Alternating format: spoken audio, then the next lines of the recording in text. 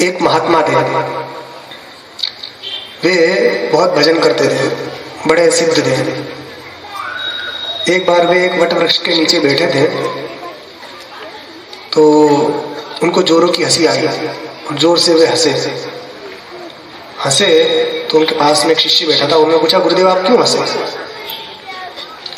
तो गुरु बोले कि बेटा तुम इसका अर्थ खोज, इसका पता करके लाओ कि मैं क्यों हंसा। जब तुम ये पता करके आओगे कि मैं क्यों हंसा, तभी तुम इस अब मेरे पास आना, वरना मत आना, जाओ। निकाल दिया। अब वो खोजता रहा कारण। कुछ दिन बाद वो आया गुरु के पास और आकर कहा कि गुरुदेव मैंने आपके प्रश्न का उत्तर मुझे प्राप्त हो गया है। क्या? कि जिस प्रकार एक छोटे से वट वृक्ष के बीज में इतना बड़ा वट वृक्ष समाया हुआ है, उसी प्रकार यदि छोटी सी भी वासना हो जाए तो फिर वो संसार को फलीभूत कर देती है, फिर संसार की प्राप्ति हो जाती है। तो गुरु बड़े प्रसन्न हुए कि वाह बहुत अच्छा, तुम बिल्कुल सही उत्तर खोज के लाए हो। तब से उसका नाम खोजीलाल रख दिया। खोजीराम, खोजी। तो वो खोजीराम गुरु के पास रहने लगा। अब कुछ समय बाद क्या हुआ, उनके गुरु की मृत्यु हो गई। अब मृत्यु हो गई तो गुरु ने पहले घोषणा की हुई थी कि मैं जब मरूंगा तब बैकुंठ से मुझे लेने के लिए विमान आएगा।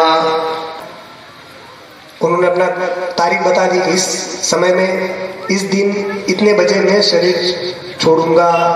तो चारों ओर बात फैल गई। सिद्ध महात्मा ने घोषणा कर दी, चलो उनकी मृत्यु देखा जाए।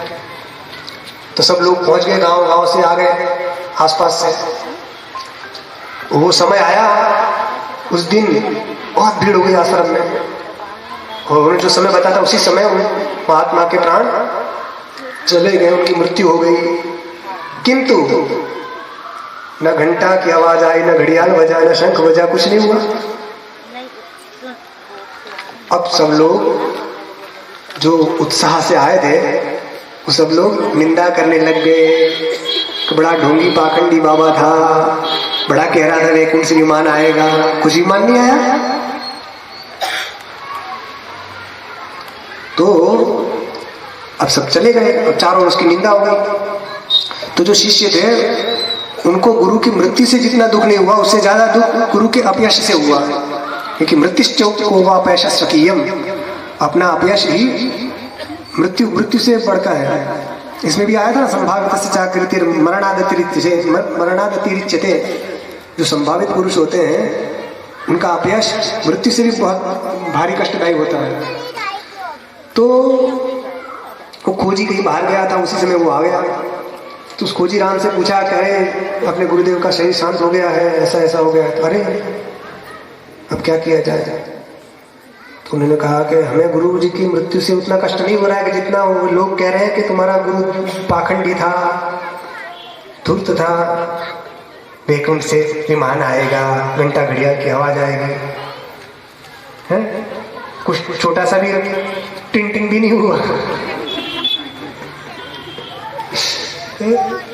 छोटी सी घंटी की आवाज भी नहीं आई, वैकुंठ से घंटे आएगा। तो उसने कहा ठीक है, एक काम करते हैं, हमें गुरुजी ने अंतिम समय कहाँ पर बिताया था? ले गए इस बगीचे में। गुरुजी कहाँ लेटे थे? बस इसी चौकी पर लेटे थे। वो भी उसी चौकी पर जाकर लेट गया। कहा गुरुजी का मुख किस तरफ था? कि इस तरफ था। तो उस तरफ मुंह किया और देखा तो उसके थोड़े ही दूर एक बेर का झाड़ लगा हुआ था। उस बेर के झाड़ में एक सुंदर सा लाल लाल बेर लगा था। तोड़ा गया, जैसे ही तोड़ा तो उसमें एक कीड़ा बेर को खा रहा था अंदर से। तो खोजीराम ने प्रणाम किया, प्रणाम गुरुदेव। सबसे कहा प्रणाम करो, यही है अपने गुरुदेव। तो क्या कह रहे हो? हाँ यही है गुरुदेव। और फिर थोड़ी देर बाद वो कीड़ा खाता रहा, खाते खाते जब उसका पेट भर गया तो वो कीड़ा मर गया। जैसे ही मरा तो घंटा घड़ियाल की आवाज आने लगी, शंख बजने लगे, वैकुंठ से विमान आया। और गुरुदेव उसमें बैठ के वैकुंठ चले गए। तो ये इस दृष्टांत का सार क्या है? इसका सारांश यह है, बात क्या थी कि गुरु जब मरने वाले थे तो अचानक मरते हुए समय उनके मन में, उन्होंने जब बेर देखा तो उनके मन में बेर खाने की इच्छा हो गई कि मैं बेर खा लूं। और उसी समय खाने की इच्छा हुई और टाइम पूरा हो गया। टाइम पूरा, वैकुंठ से विमान तो आया था उनको लेने के लिए, वो खड़ा ही था कि इनको बिठाए, जैसे प्राण जाएंगे घंटा घड़ियाल सब बजेगा। वो सिद्ध महात्मा ही थे, नकली नहीं थे, आसाराम जैसे नहीं थे। तो वो अंत समय में उनकी बेर खाने की इच्छा हो गई और बेर खाने की जैसी इच्छा हुई उसी समय उनके प्राण चले गए। अब वो इच्छा जो थी, उसी इच्छा ने उनको तत्काल कीड़े का जन्म दे दिया और आराम से मजे से कीड़ा बनकर खा रहे थे। फिर वो वासना उनकी जब पूरी हुई तब फिर उनकी मुक्ति हुई। तो कहने का मतलब ये है, इसलिए भगवान ने कहा कि तुम बार हमें निरंतर मेरा स्मरण करते रहो, क्योंकि न जाने ये वासना कब कैसे उद्भूत हो जाए।